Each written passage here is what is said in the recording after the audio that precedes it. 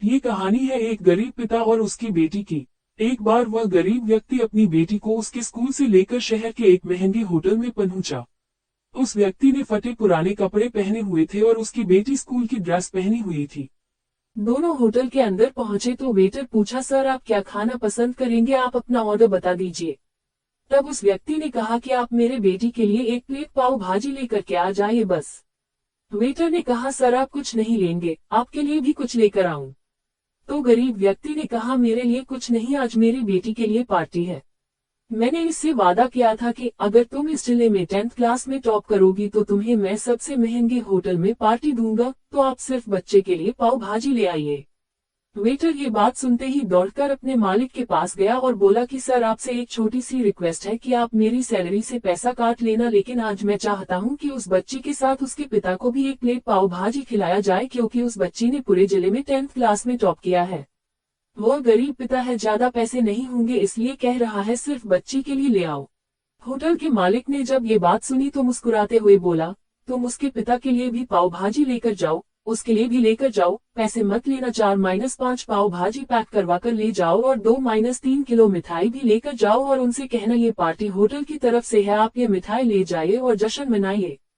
जब वेटर ने 2 प्लेट पाव भाजी लेकर गया तो वह व्यक्ति चौंक गया और बोला, मैंने तो एक ही मंगाई थी, मेरे पास पैसे नहीं है।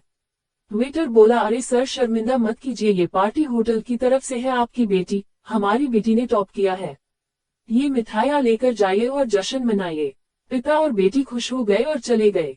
कई साल बीत गए, उस गरीब पिता की लड़की अब यूपीएससी की तैयारी करके कलेक्टर बन चुकी थी और इत्तेफाक से उसी शहर में उसकी पोस्टिंग हुई थी। उस लड़की ने उस होटल में सूचना पहुंचा दी कि मैं उस होटल में लंच करने के लिए आ रही हूँ। होटल के मालिक ने जब ये सुना तो होटल को पूरी तरह से सजावा दिया। गांव में ये बात पूरी तरह से फैल गई और कस्बे के सभी लोग उन्हें देखने के लिए आने लगे। कलेक्टर अपने पिता के साथ उस होटल में पहुंची। कलेक्टर ने होटल के मालिक से कहा कि शायद आप मुझे पहचाने नहीं, हम वही पिता पुत्री है जो कि हमारे 10th क्लास टॉप करने पर आपने मुझे पार्टी दी थी। हम वही पिता पुत्री हैं, आज फिर से आए हैं और आज पार्टी हम देंगे आपको, आपके पूरे स्टाफ को और पूरे गांव को, क्योंकि आपने गरीबी का सम्मान किया है। आपने उस दिन जो पार्टी दी थी, मुझे बताया कि मुझे कितनी और ऊंचाई तक पहुंचना है, कितनी और बड़ी मंजिल को चुना है। आपने एक नई प्रेरणा दी थी और आज मैं उसी प्रेरणा का एहसान चुकाने के लिए आई हूँ। वो मैडम ये सब कहते जा रही थी और आंखों से आंसू बहती जा रही थी।